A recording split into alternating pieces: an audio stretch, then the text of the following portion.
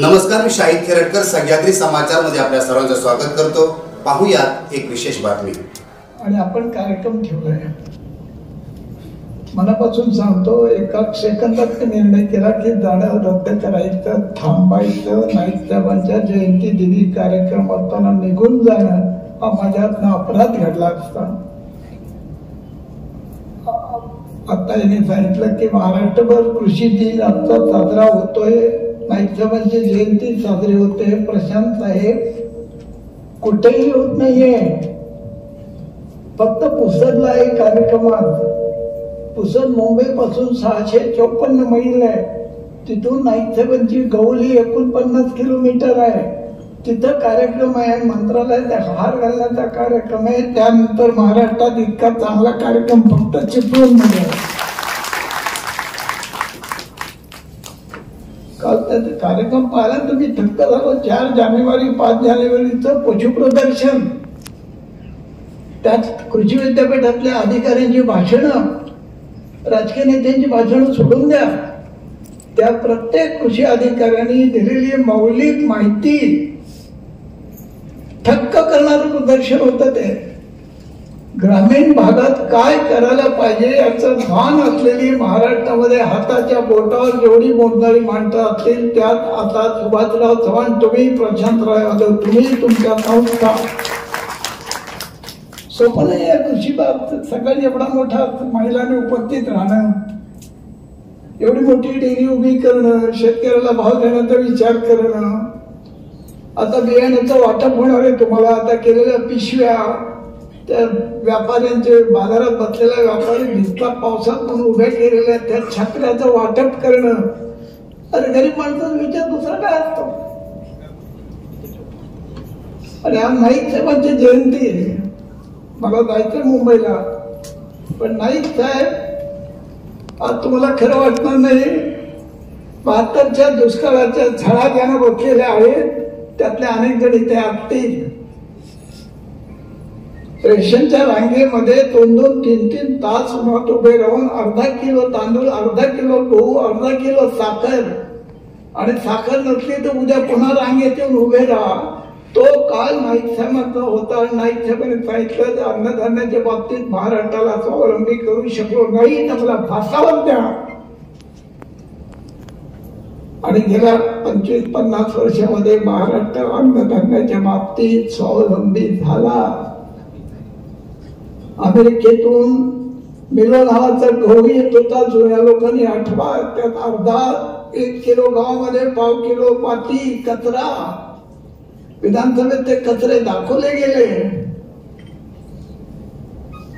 इंदिरा गांधी वॉशिंग्टनच्या त्या किनाऱ्यावर होत्या, शिप तयार झालं होतं, निक्सन सांगत होते this sweet is going to India. Indira Gandhi त्यात एक खुपसून काढलं, त्यात अर्धी माती होती, शर्माने मान खाली गेली तर गहू टाकून दिला आणि म्हणाले की विल डिपेंड अपॉन महाराज। त्यातनं तळवाशेचा कारखाना उभा राहिला।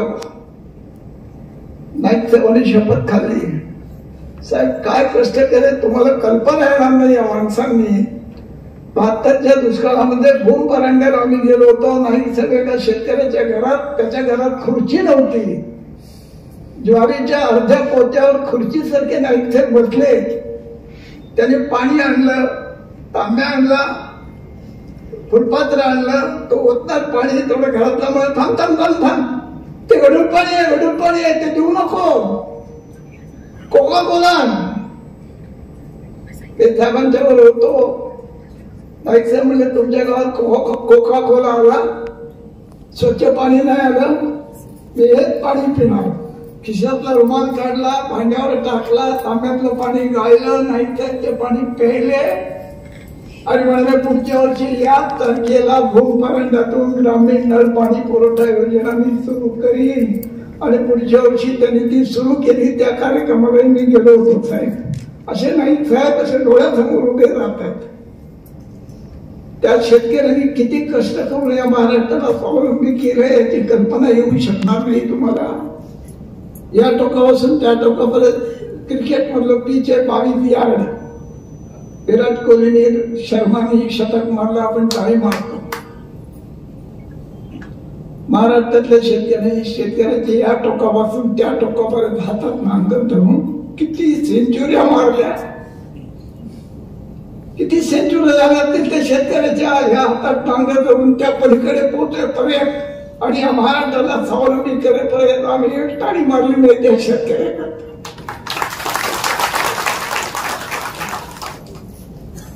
किती प्रचंड कष्ट करून या महाराष्ट्राला समृद्ध केले. रोजगार हमी योजना आताही तुम्हाला खरं वाटणार नाही, 8-8 तास राबणाऱ्या महिला खडी फडत होत्या, त्यांच्या हाताला रक्ताचे असे कट्टे यायचे, त्यांना रक्ताची चिरकांडी यायची. 2.5 लाख महिला रोजगार हमीवर काम करत होत्या तुमच्या रक्तमासाच्या. नाईक साहेब व्हिजिट करत होते, बाळासाहेब देसाई व्हिजिट करत होते, यशवंतराव मोहिते व्हिजिट करत होते. अर्धी मजुरी 15 रुपये मजुरी, पुरुषाला 20 रुपये समान मजुरी पाहिजे. विरोधी पक्षांनी प्रचंड मोर्चे काढले. राज्यामध्ये विरोधी पक्षांना बोलायला सांगितलं, इंदिरा गांधी येणार आहेत सोलापूरला, तुम्हाला मी परवानगी देतो मोर्चा काढायला, जेवढे येतील तेवढ्या बायकांना घेऊन या, जोरात ओरडा, कारण हा कायदा केंद्र सरकारचा आहे समान मजुरीचा. इंदिरा गांधींचं हेलिकॉप्टर आलं, 5,000 महिला सोलापूरला ओरडत होत्या. महिला विमानात विचारलं क्या चिल्ला रही है, पण नाईक सांगत त्यांना समान मजुरीचा मागणी आहे त्यांची. बाई म्हणाली वाजवी आहे. नाईक साहेब म्हणाले मैं ऐसा करो मैडम, आप उनके साथ चलो, उनको बोल दो आपकी मागणी वाजवी है.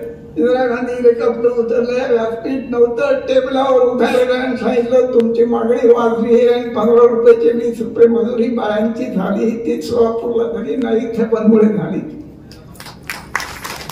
किती मोठी सामूहिक काय महाराष्ट्र कसा वेळेला तुम्हाला कल्पना येणार नाही. रोजगार हमीवर काम करणाऱ्या बायकांच्या हाताला घट्टायचे, घरी आल्यावर लाईट गेलेला असायचा. जाता टाकून तिला ज्वारी दळायला लागायला बसायची, पोराला खाऊ घालायला लागायचं, दारू पिणा नवऱ्याचा मार खायचा, पुन्हा सकाळी गावाकडे जाऊन रोजगार हमीवर पोचायचं. हा विषय महाराष्ट्राच्या मंत्रिमंडळात राज्याचा मुख्यमंत्री उपस्थित करतो की बायांना किती कष्ट आहेत आणि घरी गेल्यावर वीज नाही, पुन्हा जाता टाकून ती तळते आणि पोराला खाऊ घालते. काय करावं? अर्धी ज्वारी पीठ आणि अर्धी मजुरी. फक्त महाराष्ट्रामध्ये 72च्या दुष्काळात 2-2 लाख पिशव्या रोज अर्ध्या 1 किलो ज्वारीच्या पिठाच्या वाटल्या गेल्या आणि त्या महिलांनी उचलल्या आणि त्यांच्या डोळ्यातून आनंदाचे अश्रू आले. त्याने आपल्या पोरांना जगवले. लेकरवाला माझ्या पोरं घेऊन जायचं, आम्ही दुष्काळी दौरे बघायचो.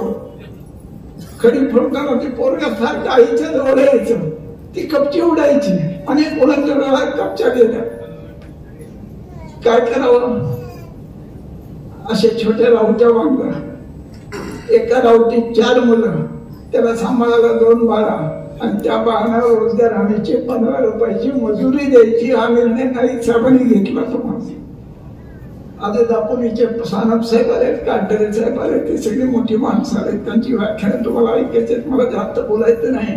पण दापोलीचं कृषी विद्यापीठ वसंतराव नाईक साहेबांनी उभं केलेलं विद्यापीठ आहे, लक्षात ठेवा.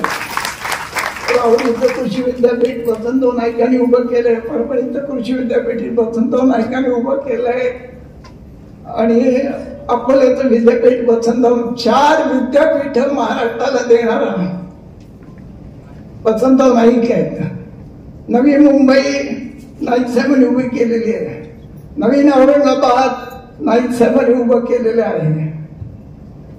एक विषय नाही साहेब, 11-12 वर्षात या माणसानं महाराष्ट्रातली 32 मोठी धरणं बांधली. जायकवाडी त्यांच्या काळातलं, उजनी त्यांच्या काळातलं, धोम त्यांच्या काळातलं, काळंबावाडी त्यांच्या काळातलं, काळ त्यांच्या काळातलं, अर्णावती त्यांच्या काळातलं, भारतचं औष्णिक केंद्र त्यांच्या काळातलं, चंद्रपूरचं औष्णिक केंद्र त्यांच्या काळातलं, कोराडीचं औष्णिक केंद्र त्यांच्या काळातलं. एवढं प्रचंड काम प्रतिकूल परिस्थिती या माणसाने केलं, आपण कल्पना करू शकणार नाही. त्यावेळी रोजगार हमी योजना आणली, कापूस खरेदी योजना आणली. एक असे अनंत विषय नाईक साहेबांचे आहेत. 12 वर्ष राज्य करताना या माणसाने महाराष्ट्राला अतिशय वाईट परिस्थिती, त्यावेळेचा महाराष्ट्र होता, विरोधी पक्ष तगडा होता, पण रोजगार हमी योजनेला कर लावायचा निर्णय झाला तेव्हा महाराष्ट्रातल्या विरोधी पक्षांनी सांगितलं साहेब पैशाची चिंता करू नका, कर लावायला आम्ही पाठिंबा देतो. जगाच्या लोकशाहीच्या इतिहासामध्ये कर लावण्याचा प्रस्ताव विरोधी बाकावरून आला तर कधीही घडलेलं नाही. तिकिटाच्या मागे जे 15 पैसे आहेत आज रोजगार हमीचा कर आहे. महाराष्ट्राला माहिती पण नसेल, पहिल्या वर्षी 168 कोटी रुपये उभे राहिले त्यातनं. आणि त्या नाईक साहेबांनी उदाहरण निर्णय केला, महाराष्ट्राच्या विरोधी पक्षाला मंत्र्याचा दर्जा पहिला नाईक साहेबांनी दिला. मंत्र्यासारखी गाडी नाईक साहेबांनी दिली, मंत्र्याचा बंगला नाईक साहेबांनी दिला, मंत्र्यासारखी सुरक्षा नाईक साहेबांनी दिली. विरोधक होते त्याला विरोधी पक्षाने त्याचा दर्जा दिला. जामवंतराव धोटे कट्टर विरोधक होते, त्यांनी अकोल्याच्या कृषी विद्यापीठात 12 माणसं गोळीबारात मारली गेली, त्यावेळी फार मोठा दंगा झाला, त्यांना शिक्षा झाली, तुरुंगात होते. त्यांची आई आजारी पडली, नाईक साहेबांनी त्यांना 12-15 दिवस पॅरोलवर सोडलं. येरवड्याच्या जेलच्या बाहेर गाडी तयार ठेवली, मुंबई विमानाचं तिकीट काढून दिला ना. जामवंतराव बाहेर आले, म्हणाले काय तुमची आई आजारी आहे, मुंबईला जा आणि भेटायला जा. तिकीट कोण काढून देतो? राज्याचा मुख्यमंत्री. गाडी कोण देतो? राज्याचा मुख्यमंत्री. जामवंतराव डोळ्यातनं पाणी आलं. मी हॉस्पिटलला गेले, 2 दिवसात नाईक साहेब भेटायला गेले. त्यावेळेचा विरोधी पक्ष, त्यावेळेचे विरोधी नेते, त्यावेळेचे मुख्यमंत्री काय नातं होतं बघा. अण्णासाहेब शिंदे केंद्रीय कृषी मंत्री, त्यांनी केलेली कृषी क्रांती, त्यांच्या विरुद्ध उभे कोण होते? दादासाहेब रुप होते 62च्या लोकसभेच्या निवडणुकीत. अण्णासाहेब शिंदे दादासाहेब रुपवते म्हणाले, दादासाहेब श्रीरामपुरात तुमची जेव्हा सभा असेल तेव्हा दुपारचं जेवण माझ्या घरी. कोण सांगत होतं? अण्णासाहेब शिंदे, दादासाहेबांच्या विरुद्ध उभे असलेले. आणि दादासाहेब रुपवते सभा झाल्यावर कार्यकर्ते म्हणाले आमच्या घरी चला. ते म्हणे नाही, मला अण्णासाहेबांनी जेवायला बोलवलंय आणि विरोधी पक्षात उभा असलेला उमेदवार अण्णासाहेब शिंदेच्या घरी जेवायला आला. जेवण झाल्यावर अण्णासाहेबांनी उच्च दिला, दाराशी सोडायला आले. दादासाहेब रुपवते म्हणाले की अण्णासाहेब आता तुम्हाला हरवण्याकरता पुढच्या सभेला जातो, त्यामध्ये शुभेच्छा तुम्हाला. दादासाहेब रुपवते हरले, अण्णासाहेब जिंकले. हार घालायला गर्दी लागली, त्यात पहिले हार घालायला उभे होते दादासाहेब रुपवते. हा महाराष्ट्र, हे असे लोक आहेत. आणि त्यांनी उभ्या केलेल्या कृषी विद्यापीठातले अधिकारी आता आहेत. आणि प्रशांत यादव तुमच्या तोंडावर म्हणून सांगत नाही, सुभाषराव तुमच्या तोंडावर म्हणून स्तुती करत नाही. त्या सगळ्या वारसा जो आहे महाराष्ट्राचा, हा वारसा चालवणारी माणसं महाराष्ट्रात आज जवळपास राहिलेली नाही. आपण आपल्या रूपाने हा वारसा चालवलाय असं मला स्वतः वाटतं.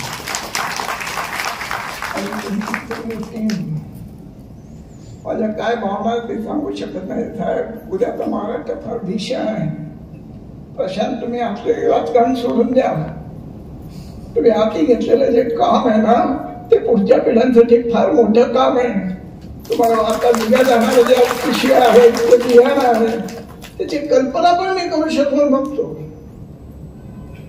आता बघा तुम्हाला त्या पिशव्या मिळतील बियाणाच्या, काय पद्धतीच्या. मला त्यांनी काल छत्री दावत भाजी विकायला गरीब बाया बसतात, त्या गरीब बाया पावसात बसतात. या माणसांच्या अशी प्रचंड मोठी छत्री दिली, ती अशी खोचून उभं राहायचं आणि त्या बाया खाली बसतात. अहो सुसेल तरी का कोणाला सोच.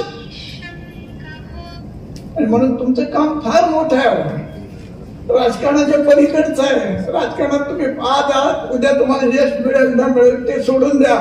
100% तुम्हाला यश मिळणार आहे. प्रचंड आजचा प्रसंग आलं पुढे फार मोठा होणार. पण ते यश हा फार गौण भाग आहे. मी तुम्हाला सांगतो राजकारणातलं यश फार गौण आहे. तुमचा आजचा मिळावा त्याचा शतपट मोठा आहे, लक्षात ठेवा. त्या दिवशीचं कृषी प्रदर्शन तसपट मोठं आहे हे लक्षात ठेवा तुम्ही. आणि हे जे काम ग्रामीण भागातलं बेसिक काम आहे हे काम करण्याचं सुचणं आता मेळावा मला घ्यायचं आहे हे सुचणं हे राजकारणाच्या पुंजीच्या पलीकडचा विषय. राजकारण 12 महिने राजकारणी म्हणून राजकारण करत असतो. त्याला समाजकारणामध्ये माणसाचे दुःख समजत नसतात. त्याला फक्त भाषणबाजी त्याची जाहिरातबाजी हवी असते.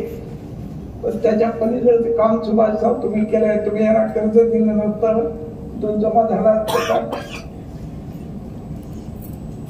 तुम्ही किती मोठे आहात आणि त्याचा योग्य वापर करणारा.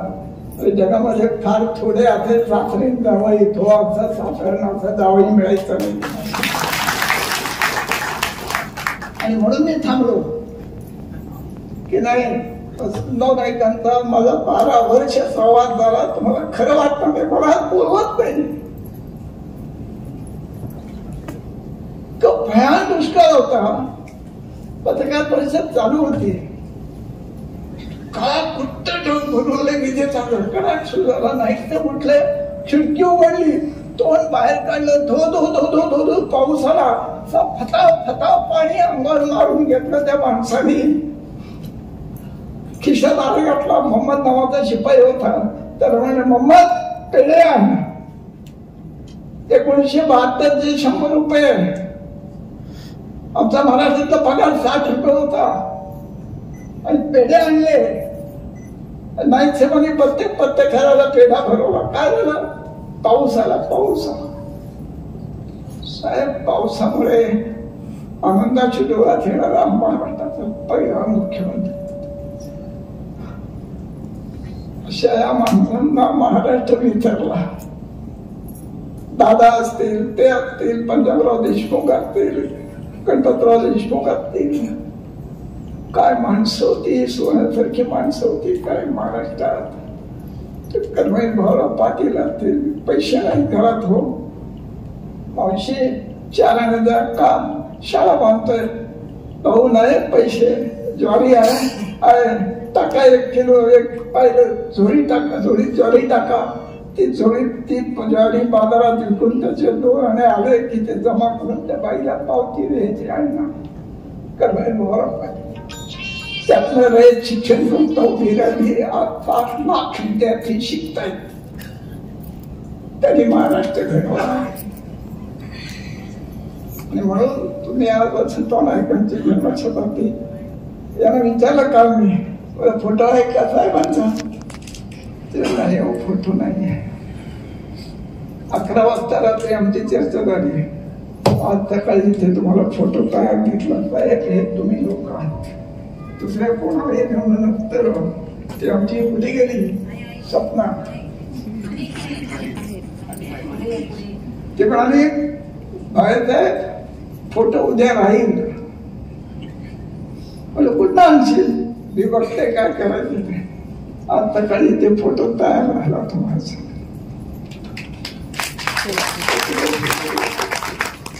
आतून द्यावं ही जिद्द आणि गरीब माणसाबद्दलचं प्रेम. आणि म्हणून मी जास्त बोलू शकत नाही. मला ते सगळे 50 वर्ष आठवतात. किती पेट्रोल नाही म्हणजे बरोबर. दुष्काळी दौरे किती पाहिले. सामान्य माणसाची हिंमत तिने किती वाढवली. ते यशवंतराव असतील दादा असतील नाही त्या बाबतीत ते माणसं भांडली नाही. कसं नाही भांडली. दादाने यशवंतराव ते भांडण झालं. पण भांडण मिटवण्याकरता चांगली जाहीर सभा झाली.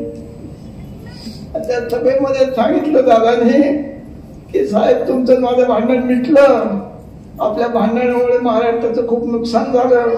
यशवंतराव म्हणाले महाराष्ट्राचं झालं की मला माहित नाही पण आपल्या दोघांचं खूप नुकसान झालं. आता पुन्हा आपण भांडायचं नाही. हे म्हणायला सुद्धा मन फार मोठी आठवी लागतात. अशी मोठी माणसं आपल्याला महाराष्ट्रात. मला सुभाषभाऊ मी आयुष्यात विसरू शकणार नाही. तुमच्या ऑफिसमध्ये पाऊल टाकल्यानंतर मी हा माणूस यांची माझी भेट नव्हती. नाना जोशीने जेव्हा वागलं खुर्चीत बसलेल्या अनेक पतसंस्था मला महाराष्ट्रात माहिती आहेत सगळ्यात चांगल्या असतील. यांच्या डोक्यावर यशवंतरावांचा फोटो पाहिला त्या क्षणाला माझ्या मनात आलं की हा माणूस फार फार फार वेगळा आहे. त्यांचा वारसा तुम्ही चालवताय, तो वारसा आहे. तो वारसा तुमच्या मुलीने घेतला आणि त्या मुलीला नेमका अनुकूलाचा नवरा मिळाला आणि हे जोडप आणि त्याला सासू सासऱ्याचा आशीर्वाद आणि त्याला साथ देणारी त्यांची टीम आणि तुम्ही सगळे महाराष्ट्र उद्याचा संपन्न करण्याची ताकद वसंतरावांचा आशीर्वाद तुम्हाला देईल. तेवढं त्या निमित्ताने सांगतो. मला मुंबईला जायचं आहे. यांना म्हटलं आज पण हा कार्यक्रम झाल्याशिवाय मी जाणार नाही. नाईक साहेब आज सगळे माझ्या मनामध्ये असे भरून राहिल्यासारखे आहेत. त्याच्यावर 400 पानाचा ग्रंथ मी तयार केला. त्याचं नाव दिलं महानायक आणि 25 वर्षापूर्वी पुसदला त्याचं प्रकाशन शरद पवार साहेबांच्या हस्ते झालं. पुस्तकाचं प्रकाशन काय नका वाजू एवढ्यात. त्या प्रकाशन समारंभाला 1,00,000 माणसं हजर होती. साहेब ती माझ्याकरता नव्हती, नाईक साहेबांवरचं पुस्तक म्हणून हजर होती. हे लक्षात ठेवा. जगात पुस्तक प्रकाशनाला लाखभर माणसं कधीच उपस्थित राहिली नाहीत. शरद पवार म्हणाले बरोबर हे पुस्तक तुझं विक्रम मोडून गेलेलं आहे. लाख माणसं उपस्थित होती. नाईक साहेबांनी त्यांचं प्रेम होतं. गवली नावाचं गाव आहे साहेब. तुम्ही आता रस्ते बरे झाले. त्यावेळी 49 किलोमीटर जायला 4 तास लागत होते आम्हाला. त्या गवलीचे सरपंच होते नाईक साहेब. त्या सरपंच नंतर पंचायत समितीचे सभापती झाले, जिल्हा परिषदेचे अध्यक्ष झाले, मध्य प्रदेशात उपमंत्री झाले, मंत्री झाले, महाराष्ट्रात महसूल मंत्री झाले, 12 वर्ष मुख्यमंत्री झाले. आणि ज्या दिवशी त्यांना सोडायला सांगितलं मुख्यमंत्री पद, एखादा माणूस हापकून गेला होता. ते म्हणाले महाराष्ट्राने मला भरपूर दिलेलं, मी तृप्त आहे. आणि शंकरराव चव्हाणांच्या गळ्यात त्यांनी हार घातला. शंकरराव त्यांचे विरोधक होते. त्यांना मिठी मारली. मिठी मारलेला फोटो मी पुस्तकात छापलाय.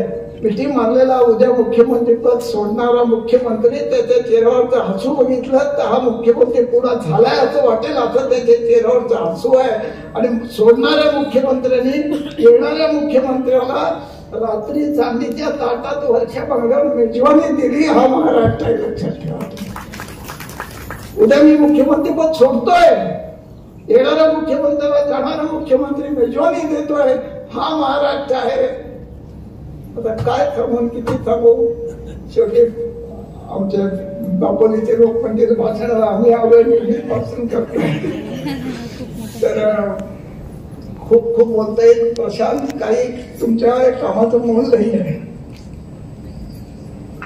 सुभाषराव तुम्ही जर हे पुढाकार घेऊन हे कर्ज दिलं नसतं, एवढा मोठ्या प्रमाणात तुमचं उत्पादन झालं नसतं, तुम्ही क्रांती घडवली. चिपळूणात चारा होता, कोकणात चारा होता, कोकणात नेते होते. सोच नव्हती, दूरदृष्टी नव्हती, ती तुम्ही आणली. आणि म्हणून आज 22-25 हजार लिटरचं कनेक्शन आणि या सगळ्या माऊल्या या ठिकाणी जमलेल्या आहेत. आत्ताच्या भाषेत तुमच्या सगळ्या लाडक्या बहिणींना मला नमस्कार. आता महाराष्ट्रात लाडकी बहीण आलेली आहे. ते लाडक्या बहिणी जरा सांभाळून ते पैसे घ्यावेत बाबा. मात सोडून द्या.